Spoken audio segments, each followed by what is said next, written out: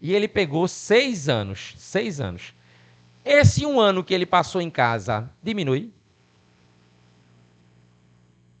Sim ou não? Esse 1 ano que ele passou em casa, diminui? Ele passou 1 ano de prisão domiciliar em casa. Aí foi condenado a 6 anos.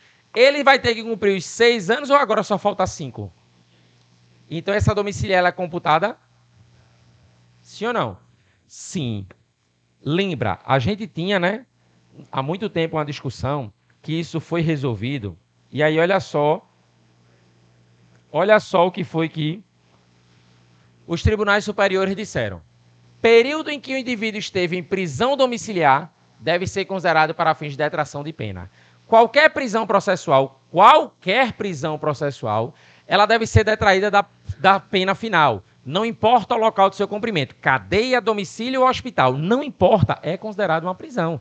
Devendo, portanto, a decisão ser mantida por seus próprios fundamentos. Assim, o tempo em que o indivíduo ficou em prisão domiciliar deve ser detraído, né, no tempo total da sentença. Se o próprio STJ disse isso, tanto aqui na sexta turma quanto na quinta, ó, o cumprimento de prisão domiciliar por comprometer seu status libertatis da pessoa humana deve ser reconhecido como efetivamente cumprida nos fins da detração, em homenagem ao princípio da proporcionalidade. Então, é por isso que é importante, claro, a gente observar como era ou se ele trazia um outro crime. Porque o que acontece? Ele preso, eu posso ter os 30 dias se, por exemplo, a minha prisão for numa situação de tráfico de drogas. Porque no tráfico de drogas a minha conclusão é 30 dias preso, 90 dias solto. Ou se foi uma temporária de crime hediondo. Se for uma temporária de crime hediondo. Por quê? Porque a temporária no crime hediondo são 30 dias. São 30 dias. Podendo prorrogar, né, por mais 30, ou seja, por igual período em caso extremo e comprovada necessidade. Prorrogação, Júlia, é automática? Não. Quantas vezes eu posso prorrogar? Uma só, uma só. Vê só, muito cuidado ainda nesse caso de prorrogação. O teu edital, ele cobra, e aí a gente vai voltar aqui para a temporária, mas ele cobra essa lei aqui, Lei 9296 de 96. Lei 9296, que é a lei de interceptação telefônica. Lei de interceptação telefônica. Júlio, qual o prazo da interceptação telefônica? Quanto? 6 meses. Quanto? 15 dias. Olha a diferença. 15 dias para 6 meses. E aí? 15 dias? 15 dias. 15 dias é o prazo da interceptação. Pode prorrogar? Quantas vezes? Quantas for necessário. Quantas forem necessário. Então, cuidado. Prisão temporária pode prorrogar? Pode. Uma vez só. Interceptação telefônica pode prorrogar? Pode, por inúmeras vezes, desde que eu tenha fundamento para aquilo. Desde que eu tenha fundamento para aquela situação, eu posso ali prorrogar. A gente vai falar mais de interceptação, mas lembra, né, dessa situação para não confundir. Prisão temporária, cabe prorrogação uma única vez. Uma única vez. Uma única vez, lembra disso aí. Quais são os crimes que admitem prisão temporária? Eu tenho vários, tá? Eu tenho aí um rol de crimes que vão admitir a prisão temporária. Só que eu preciso destacar uma situação, preciso destacar aqui um ponto importante. Vai caber, Júlio, prisão temporária para qualquer caso? Não. Para se falar em prisão, lembra aí, ó, para se falar em prisão temporária, eu tenho que analisar aqui os requisitos. Vejam só um detalhe. Vamos imaginar que a prova ela cobre a seguinte situação. Olha aqui para o quadro. Olha só a pergunta. A prisão temporária é uma espécie de prisão processual. Certo ou errado? E aí? Não vou responder. Veja. Há 18 minutos atrás a gente perguntou e o gabarito era: a prisão temporária é uma espécie de prisão processual. Certo ou errado? Hã? Certo? 20 minutos depois a gente pergunta e continua a mesma coisa. Continua a mesma coisa.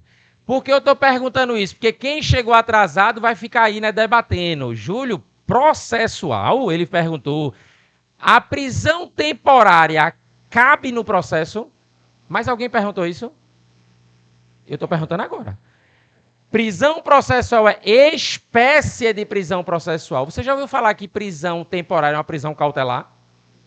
E sinônimo de prisão cautelar eu tenho prisão processual, prisão provisória. É tudo sinônimo. É tudo sinônimo. Cabimento é diferente da natureza jurídica. Espécie de prisão cautelar. Cabível apenas durante a fase investigativa. Lembra aí, tá? Não confunde isso, pelo amor de Deus. A prisão temporária ela não cabe no processo, mas a gente está dizendo que ela é uma espécie de prisão processual. E por que isso? Porque quando a gente fala da natureza jurídica da prisão, eu tenho prisão penal, que é aquela decorrente de uma sentença penal condenatória, prisão extrapenal, que é, por exemplo, uma prisão militar, em decorrência, imagina, de uma transgressão militar. E eu tenho, por exemplo, na extrapenal também tenho a prisão civil, que é a do não pagador de pensão alimentícia, e eu tenho a prisão processual, que é a prisão cautelar, que é a prisão sem pena, que é a prisão provisória. É muito comum cair a palavra provisória, né? Porque Dilma, na época, usava muito, né? Quando ela era presidente. Tem até um meme, né? Um vídeo dela explicando o que é a prisão provisória. Não sei se alguém já assistiu.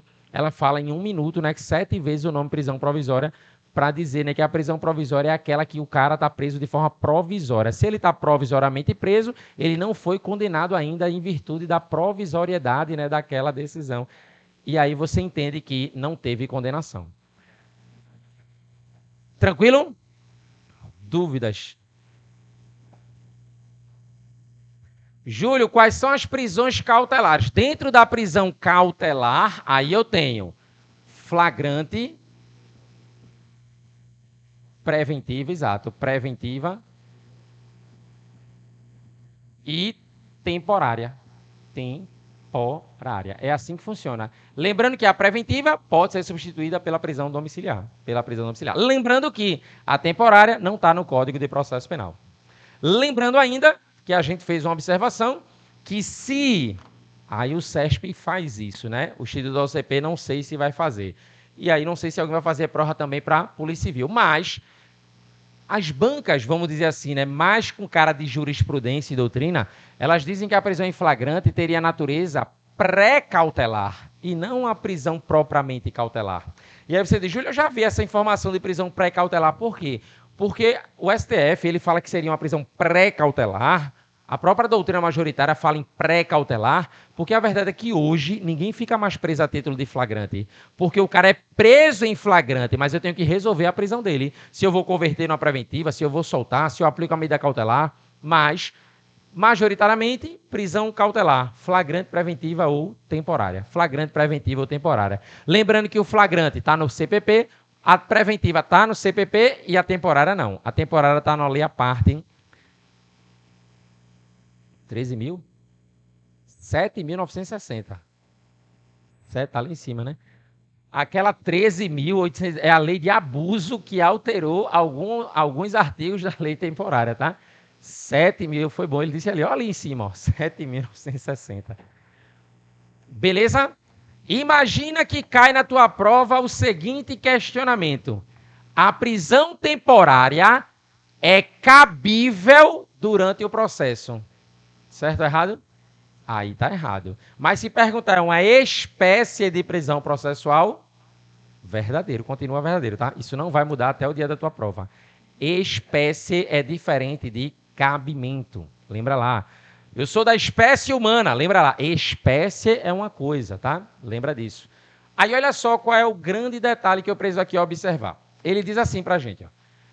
Caberá prisão temporária quando? Aí a lei tem 3 incisos. É obrigado a ter os 3? Não, por quê? O que é que eu tenho que ter? Diga aí. Hã? Tem que ter qual o primeiro? O terceiro com o primeiro ou o segundo? Ou seja, Júlio, o terceiro é obrigado. Ou seja, o crime tem que estar previsto na lei. Não é para qualquer crime que cabe temporária. Beleza, não é para qualquer crime que cabe temporária.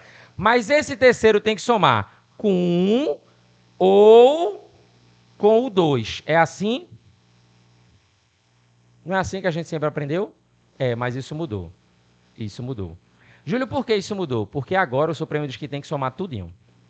Tem que somar tudinho, tem que acumular tudinho. E mais, lembra que quando a gente falou da prisão preventiva, a gente falou do princípio da contemporaneidade. O princípio da contemporaneidade, lembra lá, né, da atualidade em si, de motivos novos ou contemporâneos. Isso quer dizer que o cara praticou um crime há um ano atrás. Eu posso prendê-lo preventivamente? Até posso, mas eu tenho que fundamentar de forma atual. Hoje, ele ainda é um risco para a sociedade. Olha só o que foi que o Supremo fez. Quando se fala de prisão temporária, olha só os requisitos trazidos pelo Supremo lá no ano de 2022. Estamos em 2024, né? Quase fazendo 2 anos. Não vai fazer 2 anos, porque a prova ainda é em janeiro. Mas olha só, a ministra Carmen Lúcia, tá? Direto ali do acordo do Edson Fachin, olha só o que estabeleceu.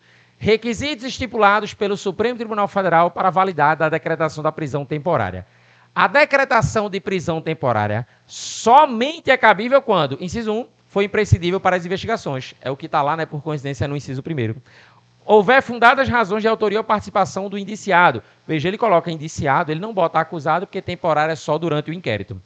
Diz ainda, for justificado em fatos novos ou contemporâneos. Isso aqui, pessoal, é novo. Isso aqui é novo, é a novidade daquele nosso artigo 312 do parágrafo 2º, quando a gente estabelece lá, né, a questão da contemporaneidade, fatos novos ou contemporâneos. Ele diz ainda, for adequada a gravidade do crime, circunstâncias do fato e as condições pessoais do indiciado, isso a gente já tinha, não for suficiente a imposição de medidas cautelares diversas. Então, olha só, quando a gente falou da preventiva, a gente viu que, além dos requisitos da prisão preventiva, eu tenho que observar se não é cabível a medida cautelar diversa da prisão. Para o Supremo, a prisão temporária segue a mesma linha. A prisão temporária segue a mesma linha. Aí, olha só como é que eles podem te questionar isso aqui. Vê essa questão, ela caiu no ano de 2022. Uma questão para o concurso de delegado, mas olha só. A partir da interpretação conforme a Constituição, conferida pelo Supremo Tribunal Federal, a prisão temporária passou a contar com uma nova apresentação. Isso aqui que a gente fazia pelo Supremo, hoje não se admite mais. Antigamente era assim, necessariamente o inciso 3º somado com o inciso 1, somado com o inciso 2. Para o Supremo, não, tem que somar tudo, e eu tenho que ver ainda se está presente, né, os fatos novos ou contemporâneos, e não cabe nenhuma medida cautelar diversa da prisão. Aí ele veio e questionou exatamente o entendimento do Supremo de acordo com a Constituição. Assinale a opção que corresponde a um desses novos elementos. Letra A. Imprescindibilidade para a investigação preliminar em geral, a partir de elementos concretos, sendo proibida a sua utilização como prisão para averiguação. Não foi isso que o Supremo trouxe. E essa ideia de investigação preliminar era o inciso 1, já existia. Investigação ou prisão para averiguação, isso aí realmente não existe, isso não é permitido no Brasil. Se houver fundadas razões de autoria do indiciado nos crimes previstos no artigo 1º, inciso 3º da lei, ainda, ou melhor, admitida a interpretação extensiva desse rol. Falso. Falso porque isso não foi a novidade trazida aí conforme o entendimento do Supremo. Lembrando que os crimes que admitem a prisão temporária são aqueles que estão previstos no rol. Ou desse artigo 1º, ou ainda no rol da lei dos crimes hediondos. Letra C. For justificada em fatos novos ou contemporâneos, que fundamentem a medida cautelar com base no 312 do parágrafo 2º. Verdadeiro é o nosso gabarito. E o detalhe aqui é o seguinte. Você percebe que se você não tinha esse conhecimento do julgado do Supremo, você ia dizer, gente, como assim? A prisão temporária não está no Código de Processo. Como é que ele está dizendo que eu tenho que fundamentar nesse parágrafo 2º? Claro que a banca exigiu que tu decorasse artigo, né? Esse parágrafo 2º é exatamente o parágrafo que fala dessa contemporaneidade, hein? Os fatos novos, os fatos contemporâneos. A medida cautelar for adequada à gravidade em abstrato, às circunstâncias do fato e às condições pessoais do indiciado, isso já existia na lei, puder ser cumulada com a imposição de medidas diversas. Cumulada não. Na verdade, a gente vai substituir. Ou eu prendo, ou eu aplico, né, medidas cautelares diversas da prisão.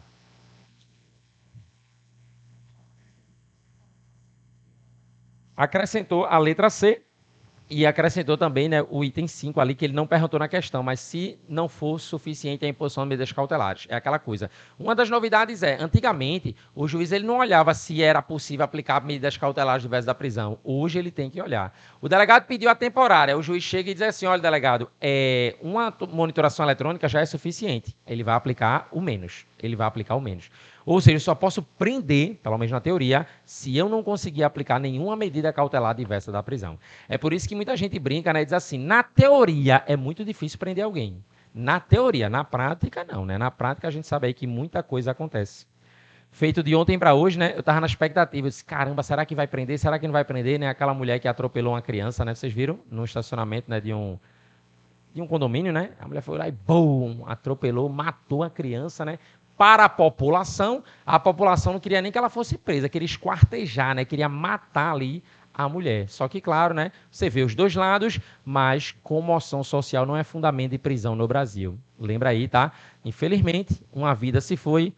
Uma pessoa ali, né, veja, destruiu duas famílias, né, porque ela também, né, vai ter sua vida ali, né, conturbada, não é fácil matar uma pessoa. Júlio, mas ela não queria, mas matou.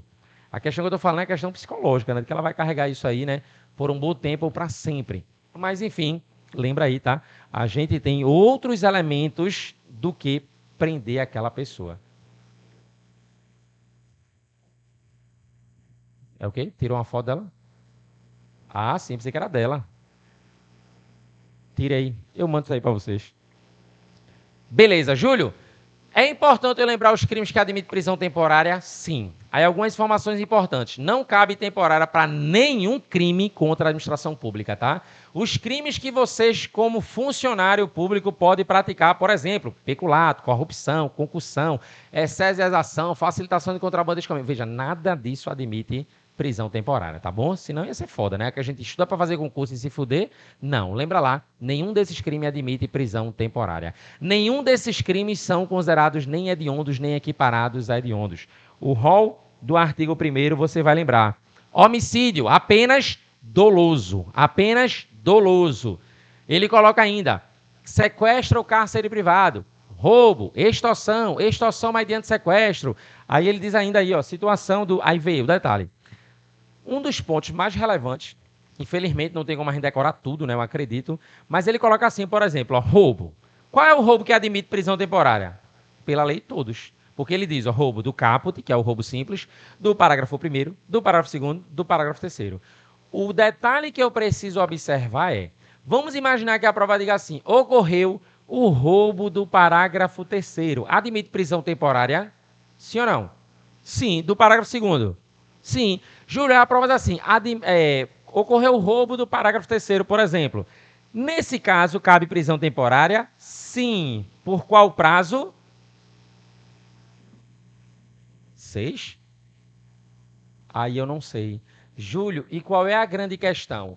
É que o roubo do parágrafo 3º é aquele roubo que trata da lesão corporal. Lembra lá, né? De resultado, né? Lesão corporal gravíssima. E eu tenho também o resultado morte, que é o famoso latrocínio. Quando eu estou diante do roubo qualificado pelo resultado morte, eu estou diante de um crime hediondo. Logo, o prazo aqui seria de 30 dias. 30 dias. Júlio, se eu tenho que saber, isso tem. Isso tem e a prova ela vai narrar lá o caso. Ela vai chegar e vai dizer assim, o sujeito praticou, por exemplo, homicídio, parágrafo 2º. Homicídio, parágrafo 2º. O sujeito praticou um homicídio qualificado. Admite prisão temporária? Admite. E o homicídio qualificado admite, né? Tanto o simples quanto o qualificado. O detalhe é que essa lei que a gente está falando, ela é de 89. Ela é de 89. Em 1990 surge a famigerada lei dos crimes hediondos e diz que para aqueles crimes o prazo é de 30. E detalhe, hoje, estamos em 2024, o homicídio qualificado, todo ele é considerado hediondo. Toda modalidade de homicídio qualificado é considerado hediondo. Beleza? Então, se o crime ele está aqui e está repetido lá, prevalece lá. Prevalece lá. Ele vai chegar e vai dizer assim, fulano praticou um crime de estupro. O crime de estupro está aqui. Se eu descer aqui, ó, o crime de estupro, ele está aqui, ó, estupro. Beleza, admite temporária? Admite. Mas se ele te perguntar, e por qual prazo? Aí você tem que lembrar, eita, o estupro está aqui, mas também está lá na lei de crimes hediondos. Logo, o prazo é de 30. O prazo é de 30. Beleza? Tranquilo. Aí eu tenho aí também, né? Extorsão mediante sequestro, o atentado violento ao pudor, né? Hoje migrou para o estupro. Rapto violento, migrou né, para o crime de sequestro, tá? Com fins libidinosos. Lembra que o rapto violento, a expressão rapto deixou de existir, tá? Era quando a gente raptava, né, mulher honesta. Hoje o código não trabalha mais com isso, tá? Não que toda mulher seja desonesta, né? Mas é porque hoje, né, sequestrar qualquer mulher lembra aí, configura aí a infração penal. Antigamente era só se a mulher fosse desonesta. Para o Código, a mulher desonesta era a mulher, né, que se prostituía, né? E hoje eles não trabalham mais com essa diferenciação. Do quê? Do rapto ele não vai perguntar, mas o que ele pode perguntar é a conduta do rapto, porque veja, a grande questão é que o código ele só vai trazer nomes, mas o que interessa para a gente, na verdade, é o tipo penal. Aí a gente chega para você e pergunta assim, Júlio, a conduta do rapto violento deixou de existir, porque se você disser deixou, ocorreu abolício crimes. Em relação ao artigo 219, quando eu abro lá o 219, ele está lá revogado. Mas ocorreu abolício crimes? Não. Ocorreu, né, a continuidade típico-normativa, né? Princípio da continuidade típico-normativa. O que é isso? É quando um tipo penal revogado, ele passa a integrar outro tipo penal. Hoje é o crime de sequestro para fins libidinosos.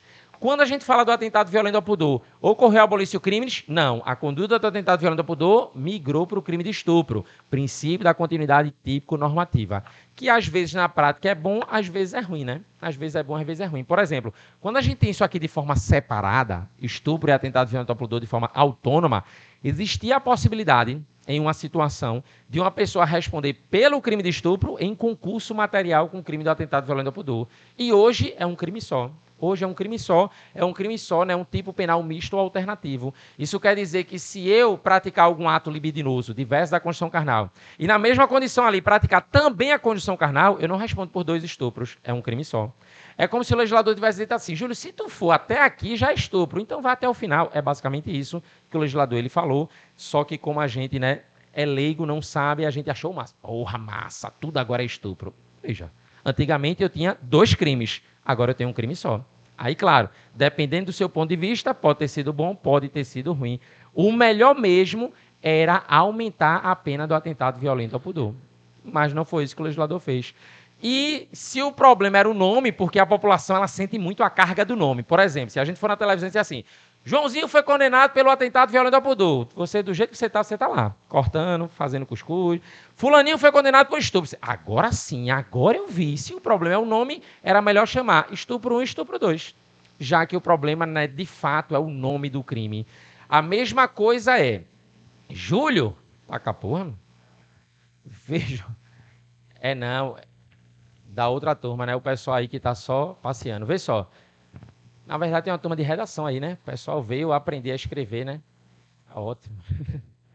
Vejam, cai redação para vocês? E muito, né? Mas vocês estudam? Já teve aqui redação ou não tem no curso? Tem não? Não teve ou não tem? Ah, não teve, né? Ah, não tem? Que massa. Estranho. Quem quiser fazer, tem que fazer por fora, né? E no horário da aula, né? Porque pelo que eu vi agora de tarde... Justamente. É só hoje, é? É uma aula de redação, é? Vanessa é dia de hoje à tarde, né? E Manuel é quando? Massa. Mas vamos lá. Depois, né, a gente também dá uma aula de redação, a gente vê aqui o que é parágrafo, né? Mas olha só. Júlio, admite temporária, por exemplo, para associação criminosa? E aí é com base, né, no que ele perguntou, inclusive. O que vale é o artigo.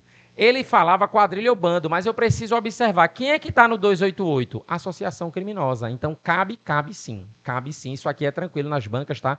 Cabe temporária para associação criminosa? Sim. Tá aí, né? Crime de quadrilha ou bando hoje se chama de associação criminosa. Lembrando que, tecnicamente, isso foi prejudicial, né? Por quê, Júlio? Porque antigamente quadrilha não me ajudava, né? Quadrilha, eu tenho que ter no mínimo 4. Hoje eu tenho uma associação. Hoje basta 3 ou mais. O detalhe, tá? Hoje a lei fala 3 ou mais pessoas. Qual era o detalhe?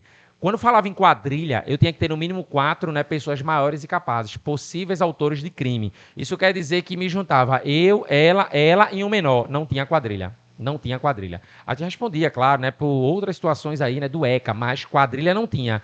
Hoje tem associação, basta 3. Tá eu, ela, já é associação. Tô eu, ela e uma criança, já é associação. E o pior, se a associação tiver um menor, causa de aumento de pena. Lembra aí, tá? Causa de aumento de pena. Hoje prejudicou e muito. Claro, ela não pode retroagir salvo para beneficiar. Lembra que o 288 ele foi alterado, tá? O 288 foi alterado. Oi. Então, mas aí a questão é, eu tenho a causa de aumento de pena por quê? Porque a lei traz de forma específica. A depender do caso, eu posso ter uma corrupção de menores. Mas aí a gente se associou para a prática de crimes. Isso já está elemento do tipo. Ele já diz para a gente, ó. Cadê? 288. Ele coloca assim, ó. Associar-se 3 ou mais pessoas com o fim de praticar, cometer crimes, no plural. Reclusão de 1 a 3. A pena aumenta-se até a metade se a associação é armada ou se houver participação de criança ou adolescente. Aqui já aumenta a nossa pena. Como ela já aumenta, aí seria bis idem, né? Olha só um detalhe importante aqui. O código, lembra, né? Quem vai criar esses crimes aqui são os deputados, né? Inteligentíssimos, né? Alguns ladrões, outros não. Mas a grande questão aqui é o seguinte, Júlio, não diz isso, Júlio. Tá gravando, vou pegar esse trecho, beleza. Veja, aí vamos usar o exemplo da França, né? Como a gente sabe que lá é diferenciado, né? Olha só o que eles fizeram. Eles criaram esse crime lá no ano de 2012. Esse crime ele surgiu com a repercussão mundial. Lembra que lá na França, né, rodaram um filme até nacional, chamado de Tropa de Elite. Não sei se vocês lembram desse filme. Eles fizeram lá, né, com os autores locais, tal, toda aquela questão.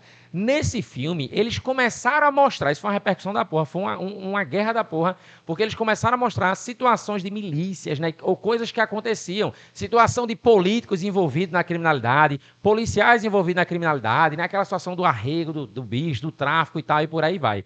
E aí começou a pressão muito grande. Começaram a dizer, tanto que uma das versões do filme, né, teve Tropa da Elite 1 e 2, mas o 1 lá, ele termina, né, dentro, né, do Congresso, com um dos policiais, na época lá, o Nascimento, dele falando que só a porra, né, deputado tal, ladrão, outro não sei o quê, e por aí vai, começa a trazer um bocado de infrações. Fulano, né, aí vocês têm a parte ele passa lá mais uns 10 minutos, mais ou menos. Fulano que é envolvido em lavagem de dinheiro, evasão de vida, aí começa a trazer um rol de crimes.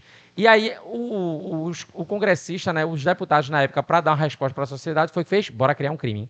Eles adicionaram e criaram o 288A. Constituir, organizar, o nome do crime, né, Constituição de Milícia Privada. Constituir, organizar, integrar, manter ou custear, organização paramilitar, milícia particular, grupo ou esquadrão, com a finalidade de praticar qualquer dos crimes previstos neste código. Com a finalidade de praticar qualquer dos crimes previstos neste código, eu tenho uma pena de reclusão de 4 a 8 anos. A grande questão é, às vezes eu não estou diretamente praticando um crime, mas eu estou constituindo, organizando, integrando, mantendo. Já teve casos, né? Vocês já ouviram falar de um vereador, de um deputado, lembra lá, ele dando dinheiro, né, a uma determinada comunidade, ele financiando e o pessoal usava, né, para o tráfico de drogas, por exemplo. Imagine só que um deputado, ele está financiando, lembra lá, uma organização, né, para a prática de lavagem de dinheiro. Não é ele diretamente que está lavando dinheiro, mas ele está custeando isso. Imagina que ele não é ele que está ali vendendo a droga, mas ele está custeando aquele tráfico de drogas. A pergunta é, esse cara vai responder pela lavagem de dinheiro e pela constituição de milícia privada? Sim ou não? Ele vai responder pela lavagem de dinheiro e pela constituição de milícia privada. Ele está, imagina, mantendo, ele está custeando essa milícia. Ele vai responder lá pela lavagem de dinheiro, por exemplo, ou pelo tráfico de drogas, que foram os 2 exemplos que eu citei, e também por esse crime? Sim ou não? A prova quer que você marque sim. E você não marca por quê? Porque o deputado, ele engana a gente, mas ele não se engana. Normalmente, um cara desse pratica normalmente, vocês acham que ele pratica mais o quê? Homicídio ou lavagem de dinheiro? Lavagem de dinheiro. Só que a grande questão é, vê como eles são inteligentes, eu li 3 vezes, vocês não perceberam. Aí eu vou ler a 4ª.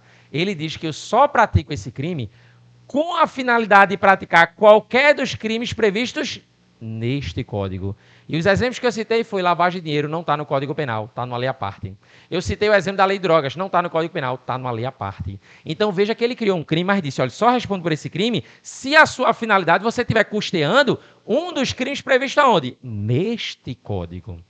É diferente da associação criminosa, que ele diz, o fim específico de cometer crimes, no plural. Crimes, ponto. Isso já caiu, né? A prova da FGV já cobrou, o CESP já cobrou, o Instituto AUCP está na hora de cobrar. Ele chega e diz, né, que o sujeito vai responder pela milícia se ele está custeando, lembra lá, um crime que está fora do Código Penal. Não, ele foi expresso. Ele chegou e colocou assim, ó, ninguém vai perceber, bora aprovar, aí no finalzinho a gente bota assim, ó, se a finalidade for praticar crimes previstos neste código. E os crimes que eu citei não estão nesse código. Lembra disso. Boa, né? E tu votou nesse deputado. Claro, você que é francês, né? Isso aconteceu lá na França.